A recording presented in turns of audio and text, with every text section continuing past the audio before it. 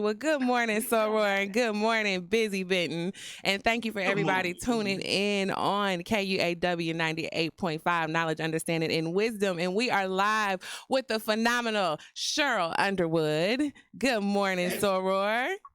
good morning, my beautiful Sarah of Zeta Phi Yes. Beta Sorority Incorporated. Incorporated. We know Yes. our principles are scholarship, service, sisterhood, and finer womanhood. And everybody that's watching this interview and listening to this interview, they are watching two finer women communicate with each other during our centennial year. That's right, Yes. 2020 is our centennial. The Yes. Zeta train don't stop. It don't stop, We baby. Just because the oh, world Z, did get it? don't mean we Yeah. don't. Okay. Listen, Okay.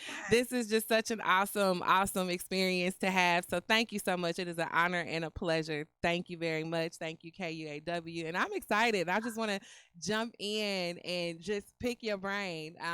Because I don't know if you know, so where I'm also a stand-up comedian. And so Yeah. I have questions, honey. Questions. Okay. I Okay. just want to know your comedy story. Like, how did you start being this force that you were on stage?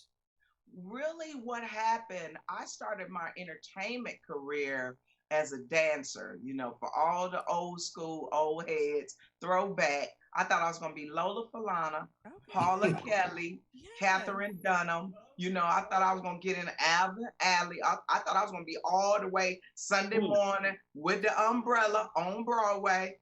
But my height and my dance ability said, we're going to need you to find something else to do. So I was a Cheryl singer. with the shimmy. Cheryl. Right. Oh yes. Oh Yes. yes. Step ball So chain. and Step ball chain.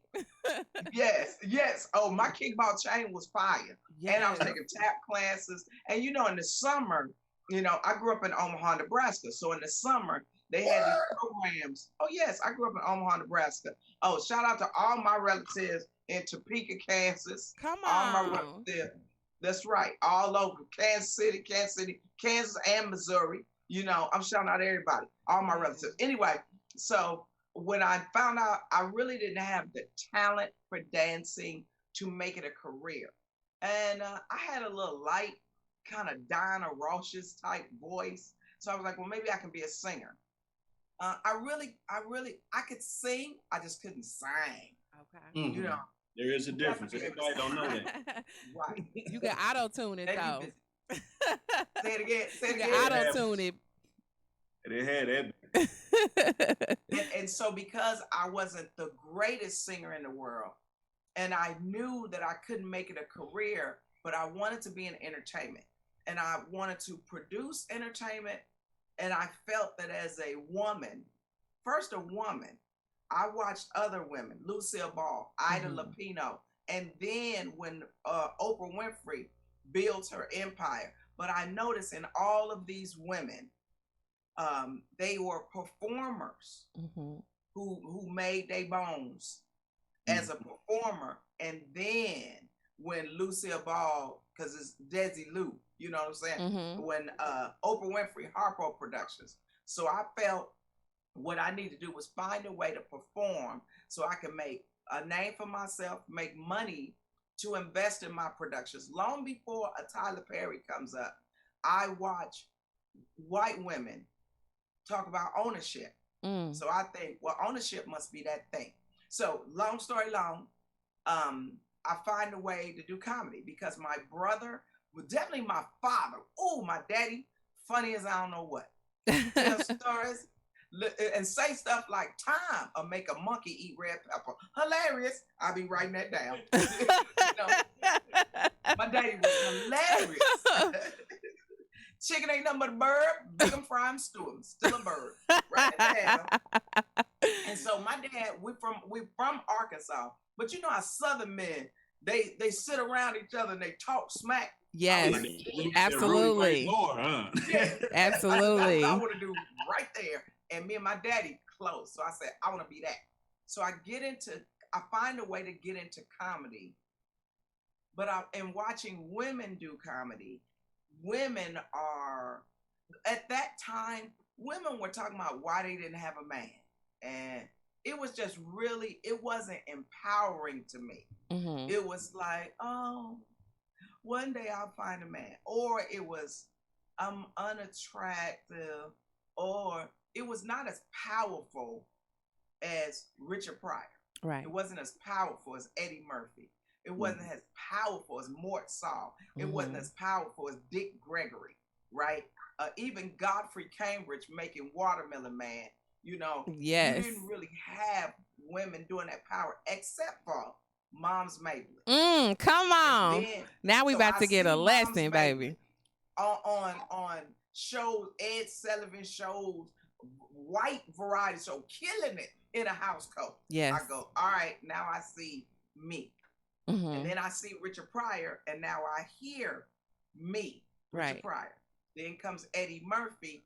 I hear me, and I could do it. And then in my brain, I wanted to be like George Carlin, definitely Dick Gregory. And Dick Gregory has a connection to my family, which is in his autobiography, that from Chicago, my aunt and uncle rented him an apartment. Wow. So with all of that coming together, I say I want to do comedy, but I want to do comedy like a man.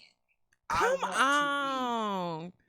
I love it. I'm still a woman, and I know that. And I want to have my femininity, but I want to have stage power. I want to influence the way people think, and I want to have a career with longevity so that I can evolve. So, okay, and I'm going to stop right there because I see my sorrow thinking. Listen, first of all, chills, and just, watching you, I see it. I see where you're going, and as a female in comic, I get told a lot, you're like a dude on stage, and it's just about that power, having cadence, and just, know how that laughter moves up and backwards and just, it's like being a choir director, so I feel it. I totally get it. And you are that woman on stage. You bring a whole different energy and you just have this dominance. You get people. That's what it is, Sarah. Yes. From being in the black church and watching how the preacher pull you into something. And then the preacher, he don't even know you. And you be like, ooh, how he know? Right. How do you know my story? Yes. This is my story. This is my song. Yes. Praising the Savior all day long. So I wanted a spirituality inside of my comedy, even though I knew it was adult.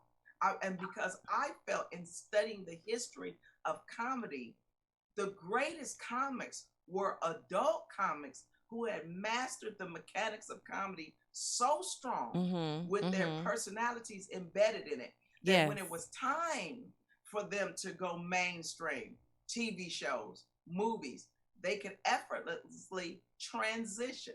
But the other thing that I really wanted was the ability to evolve as a comic and as a thought-provoking individual, like I was watching Richard Pryor do it.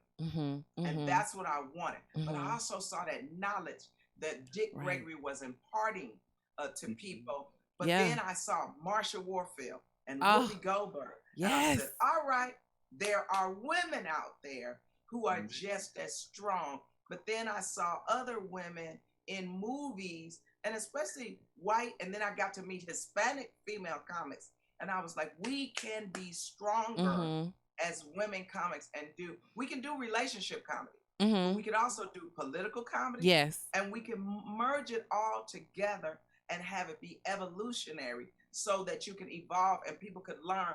I remember when Sheryl was telling these jokes. Right. And then I remember when Sheryl transitioned to tell these jokes. And that's what I wanted. So when I die, when somebody stands up to speak for me as a comic, thinking, girl, that comic was equal to all comics. She wasn't just a black female comic. She was a comic that touched people's lives. Yes. And I want to be remembered. Yes, you are. And we need to give you your roses while you are here. Definitely. So I think this is a good segue. I want to ask you this because you have this cadence, you have this performance, and you are known for, you have jokes that are iconic, that have stretched, history. I want to ask you, as a member of Zeta, do you ever feel that you have to code switch when it comes to what you do in our organization? Because people, I mean, I know everybody knows you are a former, national president of our organization, and just, everything that you've always been active within Zeta and have done everything since I've been a member. You've been on a national board. So do you ever feel that you have to code switch in between being the comic that you are and then being the profound member you are of this organization? I'm glad you asked me that, because one of our principles is finer womanhood, baby. That's right. That's right. And I feel finer womanhood is a way that a woman should carry herself. But as a Zeta, who is a comic, I remember being backstage taping Def Comedy Jam. And I was new to Zeta, new in just a couple of years, being a Zeta, learning, trying to evolve myself into this great sisterhood that I love dearly. And we were all standing backstage. Steve Harvey, Omega Psi Phi. I'm standing with Juan Dexter, Phi Beta Sigma. I'm standing with I forgot this brother's name, but he was an alpha and a comic. So I'm standing with I think her name is Leanne, and I can't remember her last name, but she's a Sigma Gamma Rho. So I'm and then you got Kim Whitley, Delta Sigma Theta. So you got all these Greeks, and we're all talking to each other, and I say, so where is the shout out? Now I'm talking about I came in spring 1990. Right? Okay. Grad chapter, Zeta Tau Zeta chapter, Chicago, Illinois, Great Lakes region. Last pledge line. So, and I'm telling you my history so you'll understand. I'm about to walk on HBO. And roll call. Where are you all shouting out your organizations? Right. Now, I know I'm about to do a set that is not final womanhood, because you can't bomb on Def Comedy Jam. Right. So I got my set. I'm about to pow, pow. I'm gonna do some combinations of rope dope with these jokes, right? And then I think to myself, how do I show the world that I have mastered the mechanics of comedy, the technical prowess of comedy, to be on an HBO stage when others were trying to keep me off this stage so I would not be discovered, right? And I think, first, do the set with professionalism. Yes. Second, get the shout out for the organization. And a lot of members were not happy because I was using 7 dirty words and 5 that I had made up myself. I was doing the doggone thing. People have said they had never seen anything like that on Def Comedy Jam from a woman. But when Martin Lawrence brought me back out and said, I know she a little dirty, but she funny. So in answer to your question, I try to remain in the body of Zeta, so that the things that I needed to learn from this great sisterhood, I could receive. And it was the brothers of Phi Beta Sigma, our brothers, who at that time saved my life in paying me to come perform at regional conferences. Yes. They booked me to come to perform at regional conferences. So that's how I made money. Made money to start my first companies, made money to pay my bills, because there was you can't be this, we don't want you here, from people who said, I'd rather be anything else but her, right? Yeah. So in answer to your question, do I have to code switch? I think Black people are the only race of people that have to code switch. We have to code switch between cultures, we have to code switch between expectations. Yes. Oh my gosh. Come on. Yes. Okay. So, you want to co-sign Bizzy B? Y'all want to co-sign? Yes. Absolutely. I'm at work right now. I'm switching. Absolutely. I'm myself in the room. I'm switched up. Yes. That's right. That's right. That's right. I even wrote a joke about it where we have to be two people. You know, you talking to the phone company and you didn't pay that bill, and but you trying to get some relief. Excuse me, can I talk to you about my bill? Or no, you know, yes, I sent it. I neglected to sign the check, and if you could just let me send you another check, I will put Absolutely. it in the mail expeditiously, and then you can Expeditiously. apply that Yes. and have two checks, and then I will be beyond sufficient to Yes. have my phone cut back on. Now Yes. that's us. I I hope love somebody it. wrote that down because it's getting cold outside. You Yeah. know? That's Right. right. The cold That's right. You weather have to rule be is that. in You an have to be. It's effect. what we call Yes. more European. Yes. But then you know you paid the bill. You know you paid the bill, and I don't care what y'all didn't apply. I got the canceled check. You Yeah. don't pay my bill, I'm gonna jump across this counter and whoop your bloop de bloop de bloop de bloop. Yep. We have to be two people. Absolutely. At And all times. everybody else, you can watch these Karens get up and act crazy, Mm-hmm. right? Mm-hmm. But then we know we have to be more restrained. Well, in terms of Zeta, what I learned was I'm not an honorary Zeta. No. I'm a made Zeta. Yes. Hello. So It's a difference. People don't it's know a difference. It's a Yes. difference. Signed, And sealed, what and I delivered, did was, baby. and I went to chapter meeting, and I went to state meeting, Mm-hmm. and I went to regional meeting, Mm-hmm. and I answered the call every time them old sorors said, Sheryl Underwood, we need you to run for something. I don't know if don't nobody ask you if you qualified. We got the votes. You're gonna get qualified. Get yourself together. You do communication. Get your speech. That's how they talk to you, sorry. They talk, write a speech. Well, okay, let me start writing. You got 2 minutes. That's how they talk to you. And that prepared me for life. It did. And I'm glad that Zeta Phi Beta Sorority Incorporated was the organization that allowed me to be me and allowed me to grow. And I will say, last but not least, coming up the ranks, being the National Director of Honorary Membership under the presidency of Soror Barbara West Carpenter. Yes. Being on the Capital Campaign Committee, being graduate member at large and chairman of the board under the presidency of Triumphant Soror Barbara C. Moore. Ooh, I'm getting chills. Ambassador myself. I felt that Zeta understood that I had something to give to this organization in service, but the day, the time that we were sitting in the centennial of Alpha Kappa Alpha Sorority Incorporated in 2008, and they say, and now the International Grand Ambassadors of Zeta Phi Beta Sorority Incorporated, Sheryl P. Underwood, and the room explodes, and Zeta gets a standing ovation. What I'm saying to all Zetas, you can have that duality in your life. You can. That's what makes you a finer woman, to have duality. You have to know there's a time and place for everything, and to go from nightclub comedy to HBO, to BET, to Showtime at the Apollo Comedy Hour, and then to go on and people say, oh, no, she won't make it because she's too dirty. She's too adult.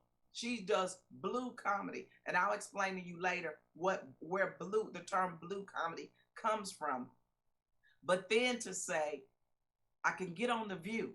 I get on The View and I kill it so much that Whoopi Goldberg pulls me in a room and says, that's how you do a political set on TV in daytime. Yes. Right. And then what happens? I get the talk on CBS, been there for 10 years. That is God. Yes. Hold it down, sister. Hold it down. Yes. God first. If you put God first, everything else will fall into place. And I put God first, and I am a member of Zeta Phi Beta. I'm in the Church of Christ. Not a good member of the Church of Christ. But I love the Lord with all my heart and all my soul. So yes, I understand there is a time and a place for everything. And when you're about the business of Zeta and the representation of Zeta, that's what being a finer woman is all about. Okay, I'm sorry, Sarah. So what's your next question? It's all good. You are literally, I have chills right now. It's amazing just to hear it and just you just don't understand what this is doing for me. I'm gonna cry later. But we will do this again. Yes, this is not absolutely. The last time. This was just the first time. Yes, yes. I do want to ask you this. Just the status quo of America. I have to ask, how has COVID impacted you as a performer? As a daytime television host, how has this changed your outlook? Have you slowed down, or are you just full throttle and covered by the blood of Jesus? How has this impacted you? Well, we always covered by the blood of Jesus, but that don't make you stupid. Yes, God absolutely. made your brain, just like He made Bill Gates' brain, Jeff Bezos' brain, all these geniuses out here. You have to apply that wisdom that the Lord have given you, that knowledge that the Lord have given you. As far as COVID goes, it was the last, I think it was the middle of March, I think it was 12th and 13th. I was in North Carolina, Raleigh. I was at the Raleigh Improv. And our Friday, we did both shows on Friday. We did the distancing and everything. And then on Saturday, the governor shut down the state of North Carolina. Mm-hmm. So all that money was gone. That show was, and all my shows were sold out, right? Wow. And so with COVID, I had to figure out what I was going to do. So first thing I started to do was pray. And I asked God to show me the wisdom of how I'm going to pay everyone that needs me, from the people that care for my sister, from everybody that works at Sheryl Underwood Radio, Pack Rat Productions, Pack Rat Foundation for Education. So I started to think of everybody else, and I thought, should I touch my pension? Should I touch my savings? But then I don't have enough. And then I asked the Lord, give me the wisdom, give me the tools, and give me the words, Lord, so I can help get the talk back on the air. We came on with Zoom, and that saved my company, and it allowed me to pay everybody that was dependent on me through the first part of COVID all the way up to now. And then I started to get calls because comedy clubs are suffering. And I said, I can't go back out in the comedy clubs because my audience is the audience that gets COVID. But also my audience may not have the health care. That's why this battle, this vote is where we have to jump in on this, because if they get affordable health care repealed, if they stack these courts with people that want to dismantle everything President Obama and Vice President Biden put in place, we are in big trouble.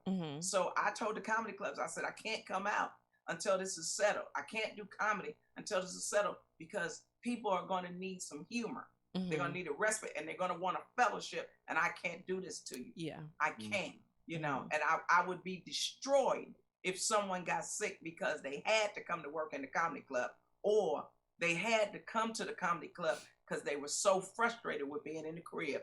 So I've asked the Lord to help me produce things that keep comics working. We're going to try to build a coalition.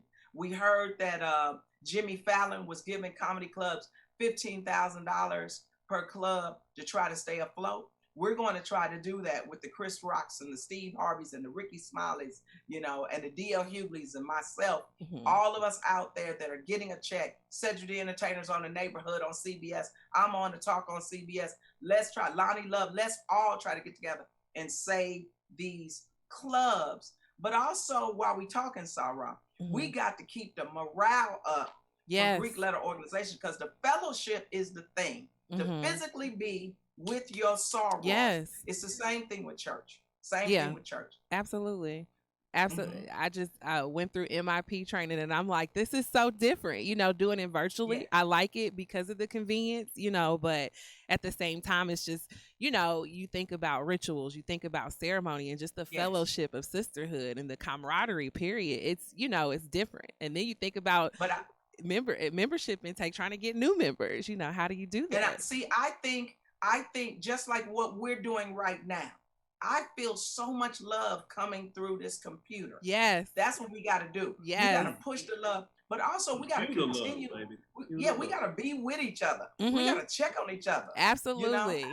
That's why we're going to do this again. Yes. We're going to do it again. We're going to schedule some time, and we're going to do it again. Okay, so what's your next question? So just a segue, how do you feel about the status quo of America? Because, child, I was not ready.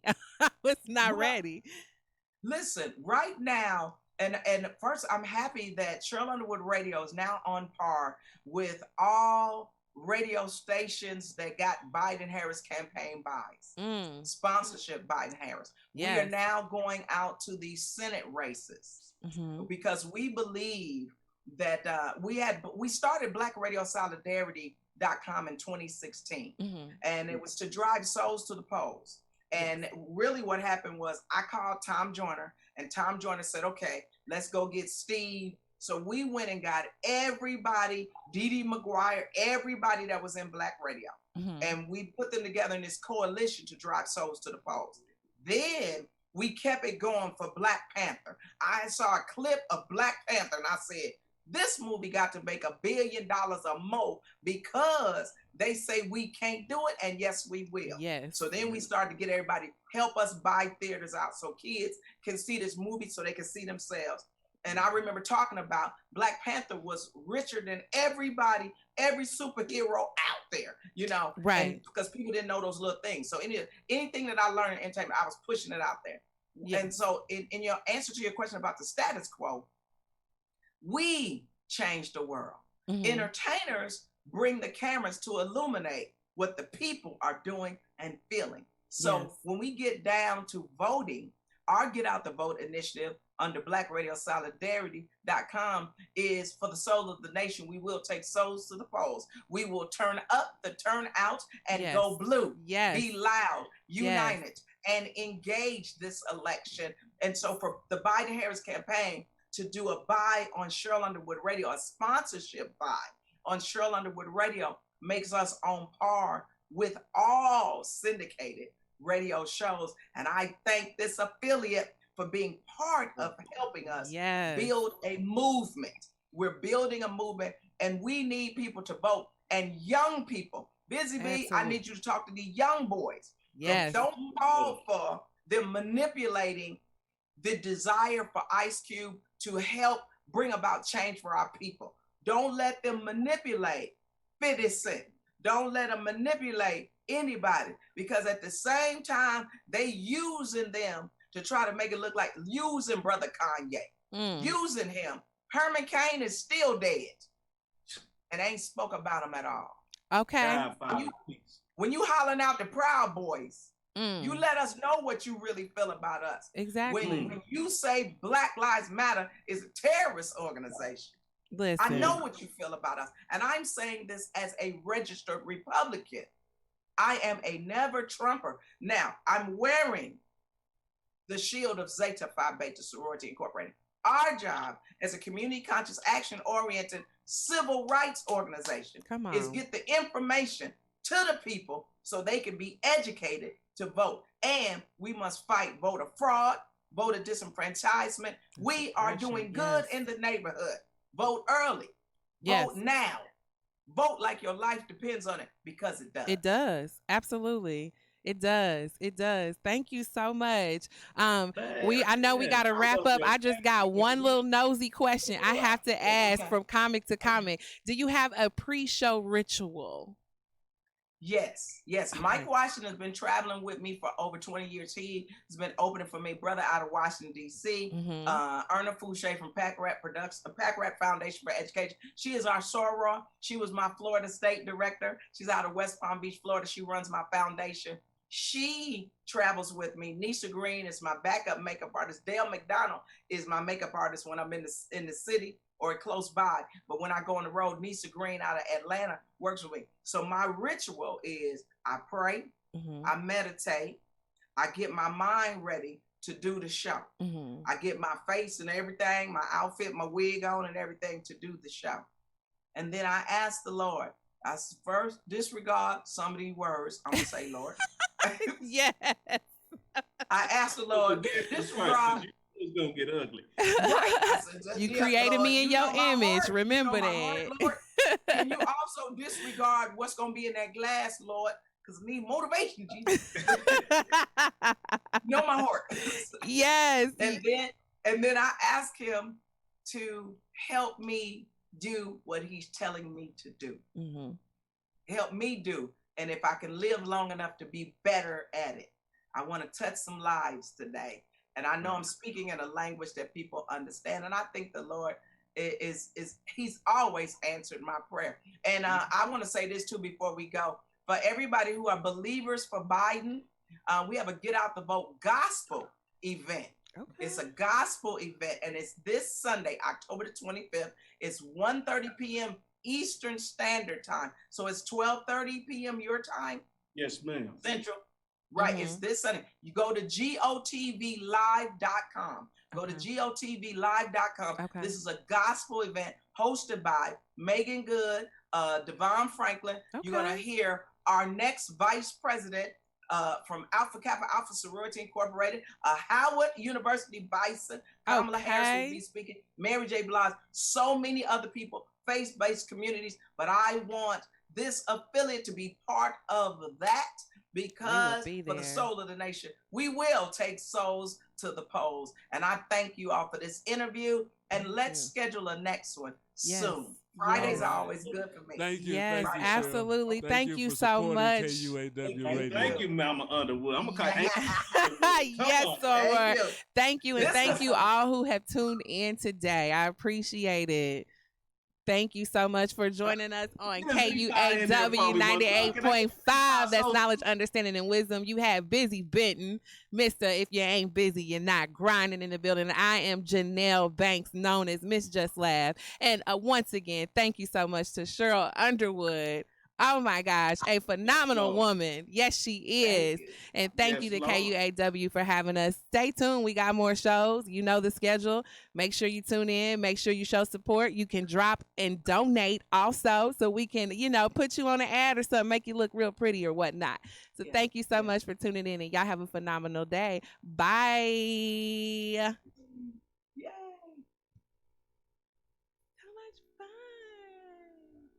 Oh my God, you guys, I just interviewed Sheryl Underwood. I'm gonna cry. Oh my God. Talk about dreams can come true.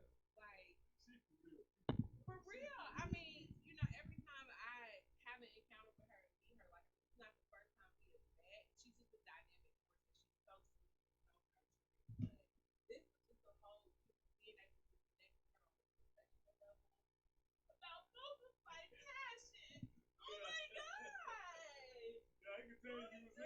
Listen, I'm just jumping like, oh my God! Like, I literally grew up watching her, and when she was just like, I wanted to be a man on stage, I felt it, and I get that a lot from a lot of the men that I work with. You are on stage, and I don't mind not to be disrespectful, but you just have like this masculine force, I'm very controllable. Yeah. Like, you're gonna laugh at me today. That is, look, I don't have a gun. What you think I do? Right?